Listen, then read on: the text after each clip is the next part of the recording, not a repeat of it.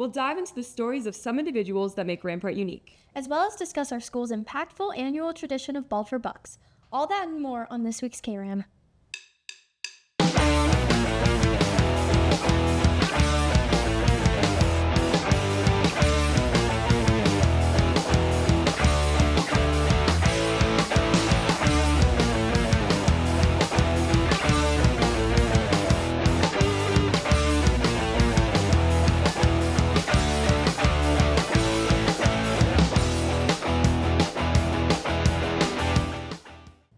Good morning, Rampart. The sunny weather has made this a perfect week to kick off some Bald for Bucks celebrations. This is Sophia Kearns and Lillian Turner.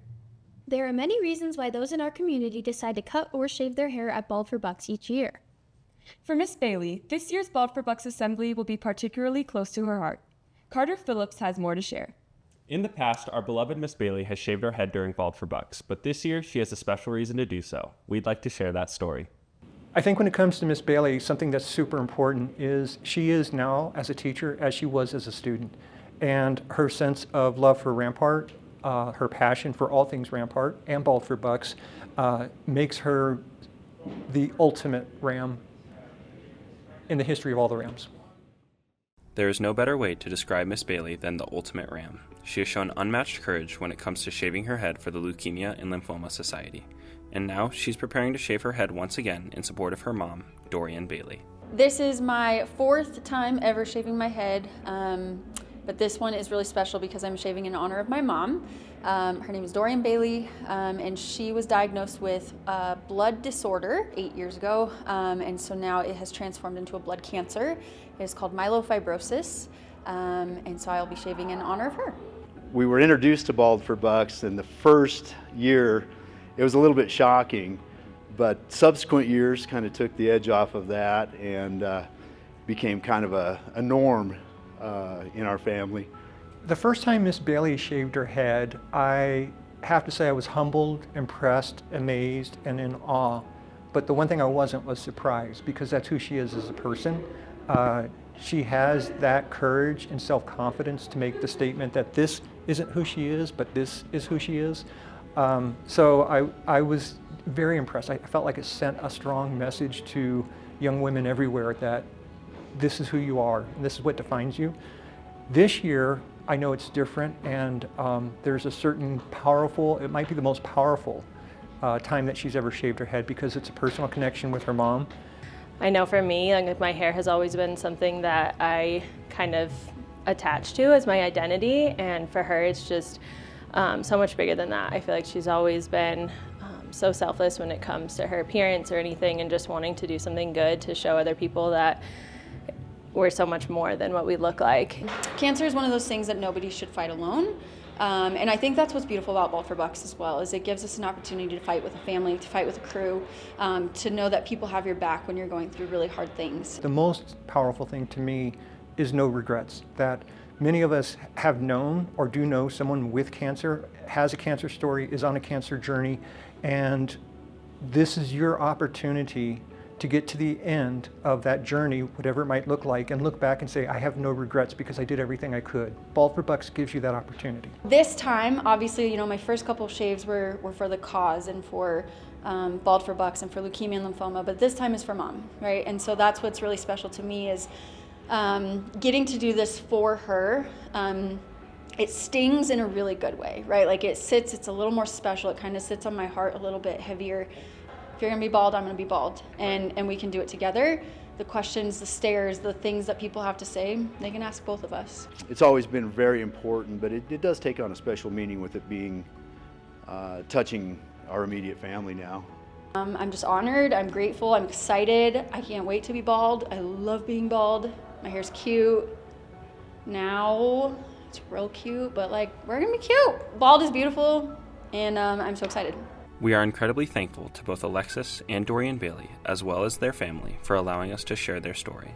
Although Dorian Bailey did not wish to be interviewed at this time, we applaud Dorian's strength throughout her diagnosis and admire her courageous decision to move forward with her transplant. This has been Carter Phillips, reporting for Kram. Thank you to Miss Bailey and her mom for sharing your stories with us. When it comes to driving, it is important to be aware of your surroundings, including road signs. New school zones have been put in place to ensure the safety of our community. Jaden Saxton has the story. Every day your peers and maybe even you walk to school. Luckily, the city has put up some new school zones on our roads to increase your safety.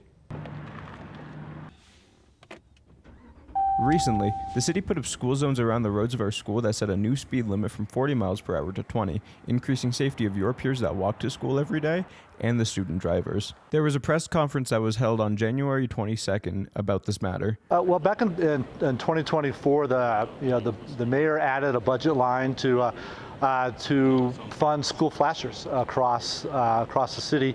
And so we systematically have, in 2024, we installed school flashers at several schools, and we're continuing that process of installing school flashers at our middle schools and our high schools. These are two busy streets that Rampart High School is cornered in, with a lot of traffic in the morning between student drivers, staff drivers, and parent drivers. And so any extra protection to help with those main roads and people slowing down and supporting us as we transition in and out of school each day is a positive for our school. We decided to get the opinions of some students that walk to school and if they think the changes have made them feel safer. I think at the end of the day, it actually doesn't have all that much change because, people put up these kinds of signs and these different things all the time, but it's still people get injured by cars. So I think until there's actual action put in behind it, it's just a sign that people will not listen to.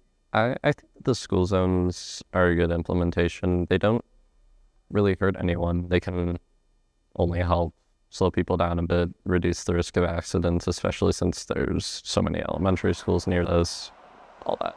I think that I do feel safer with the school zones in place because even if the speed isn't like a huge factor, it still just makes people think more about, there's going to be kids walking here. I should be careful. Students aren't the only ones affected by the school zones. Some teachers here that have kids that go to different schools are also affected. I think the shift with the speed limit zones has been nice and would make it more safe. I currently have a daughter who goes to Academy Endeavor, and she's walked once by herself or with a friend over to there. And so I think with the slower speed, I feel safer having her walk to school, but then also as a high schooler, I'd feel safer having her walk here as a high schooler as well. Another vital part of our community, our parents, have been speaking out about the city putting in the school zones and wanting them put into place around both middle schools and the high schools. And we wanted to hear some of their motivations and why they were speaking out about putting in the school zones. Well, because in November of 2018, my daughter was hit and run over in the gravel overflow lot of the Rampart parking lot. And I knew that there were design changes that needed to be made and kind of just general issues that needed to be addressed both in the parking lots and in the streets around the school. Remember, when you see the blinking lights of a school zone, take time to consider who you could injure, whether that be yourself or another student, and remember to always drive safe. This has been Jaden Saxton, reporting for Kram. Remember to pay close attention to road signs when driving to school. And stay safe, Rams. Bald for Bucks is upon us, and that means that there are some important expectations that need to be followed. By meeting these expectations, we can make the most out of this experience. Cruz Fleming has a message for everyone who is attending the Bald for Bucks assembly tomorrow. Due to the behavior at last year's Bald for Bucks assembly, Rampart hired an extra security guard for the event. You may have been walking in the halls and seen a new face. Rampart hired a new security guard to help during the Bald for Bucks assembly.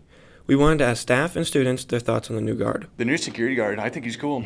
Sometimes he'll come in my weights class and just start working out with us. I heard he was a pro wrestler or something. Last year at Bald for Bucks, it was just tough because we didn't represent the way that we should have. We had people laughing at one another. People were speaking over our speakers.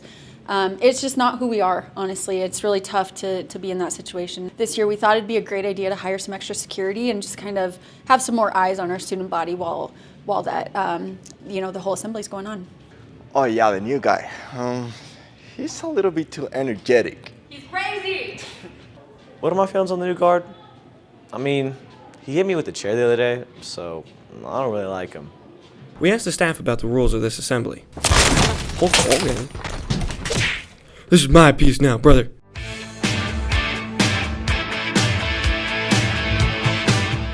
During the assembly, be respectful to all speakers. All you Hulkamaniacs better show some respect to those recording. Make sure you don't block any entrances or exits, dude. Let's keep it safe and sound. Be careful with any equipment, man. We don't want any Hulkamaniacs getting hurt. Listen up, brother. There'll be no shaving your friends' heads. If at any point you need to leave the gym, there'll be a live broadcast of the event in the Commons and room 116, so you won't miss a single second of the action. Follow all the rules, brother. And if you don't, you're gonna feel the power of the atomic leg drop. What you gonna do when the rules run wild on you?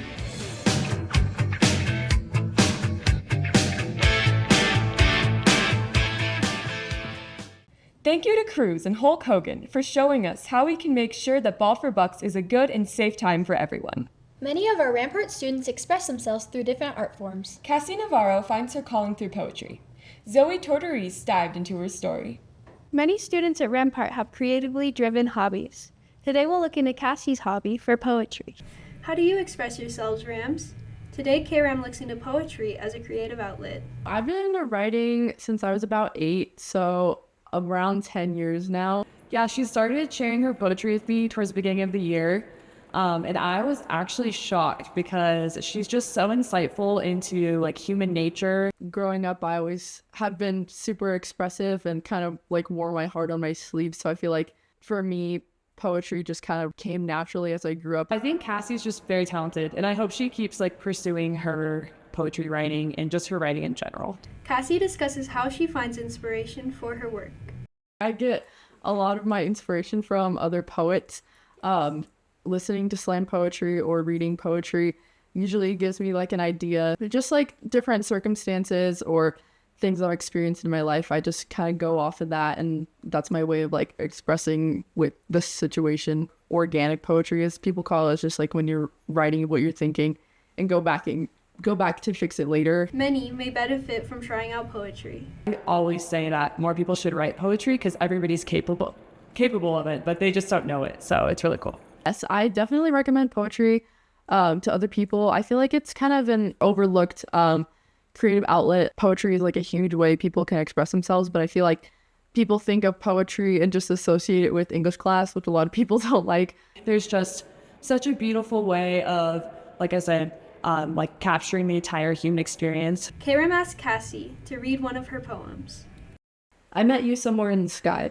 The constellations confused with what to do for a love so bright, because telescopes would confuse our smiles for stardust.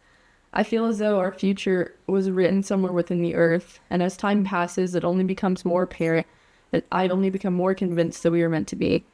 Our love is so juvenile, yet we love with such old souls. I ask myself how many shooting stars had to cross each other's path before it mapped out the moment of our meeting. How many birthday candles did I blow out with the subconscious wish of meeting you someday? I think somehow you kept me here before I even knew your name. My skin sighed with relief as it was introduced to yours. I think somehow I've cried your tears before. Maybe it was so I can get a taste of my future, or maybe it was so I could see just how sweet suffering can be. Thank you, Cassie, for turning your experiences into art. Hopefully this will inspire you too, Rams, to express yourself. This has been Zoe Tortoris reporting for Kram. We hope you'll keep doing what you love, Cassie. Speaking of doing what you love, our Rampart teachers have some great hobbies and interests outside of school. Teachers are a pivotal part of our learning experience and have many passions. Benjamin Ray wanted to learn more about what Rampart teachers enjoy doing outside of the classroom. Teachers do more than grade papers and give out projects. Everything from tie-dye to a love for Star Wars, Kram goes beyond to see these teachers' passions. Besides shaping the minds of the future, the teachers and faculty of the school have hobbies outside of their job. We first go to Mr. Mooring and his partner in cosplay, Mr. Brown, about their love for Star Wars. So when I was like 3, my older brothers, could not get rid of me. They were babysitting me, and they're like, we want to go see Return of the Jedi.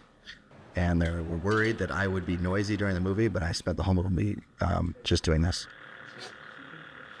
Well, it all began years ago, on a day just like this. It was snowing outside, and I was like 5 years old, and I said, that's really cool. They've got lightsabers and pew-pew and all that kind of stuff. We then asked them to go into detail about their cosplays. You know, most of these, a lot of them are hand-sewn. Some of them I get from different companies on Etsy. For the things that I can't make, a lot of things I'll 3D print myself, or I'll take to a friend that I know that has an industrial 3D printer and he'll print off large pieces for me. Cosplay. I don't cosplay. What are you talking about? Oh yeah, cosplay. Okay. So yeah, just because it's another way to have fun with Star Wars. Mr. Morgan and I like to go to Comic-Cons together as well. And last year we got a picture with Hayden Christensen together while I was wearing this also.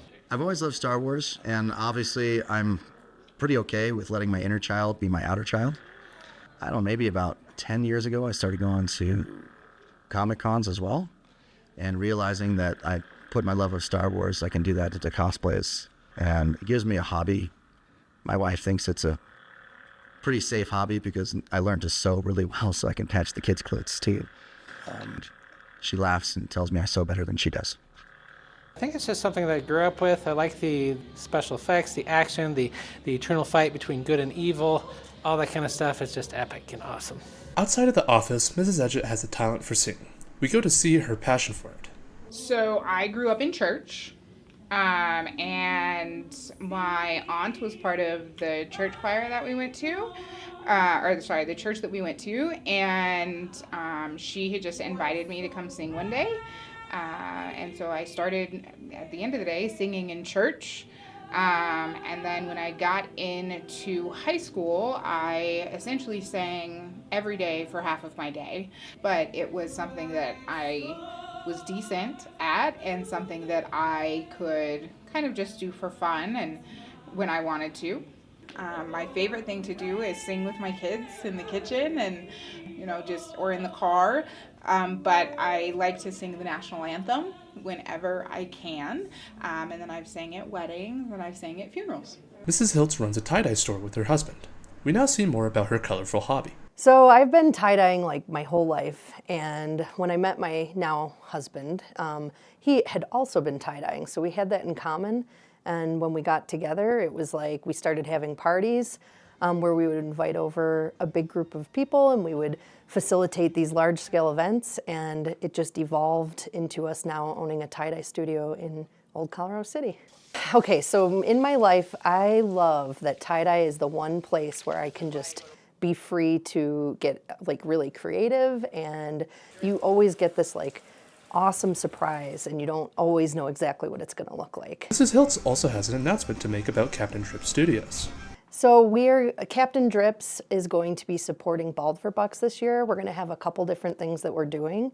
We'll have some prizes to give away. We're taking donations. It's going to be a really fun thing to be part of. And then on Saturday, March 1st from 11 to 6, anybody that comes in to do tie-dye with us at the studio, we have a class schedule and people can come throughout the day, but we'll be giving away a percentage of those proceeds directly to the Bald for Bucks fundraising campaign. Behind the desk and pens, there seems to be creative and passionate lives in the faculty here at Rampart.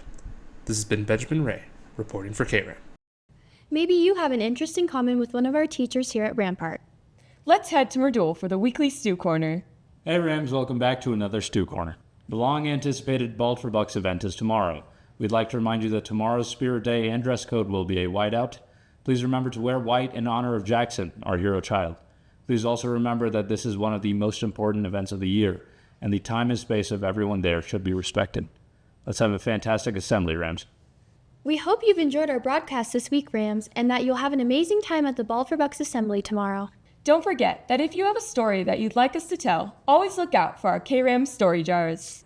This has been Sophia Kearns and Lillian Turner signing off for KRAM. I don't know. I can't do it on demand, Alex. Here today. Sound like a man. Well, the roof's caving in. Yep.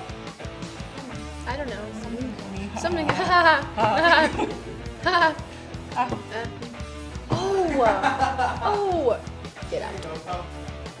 First try. Yeah, let's First try. go.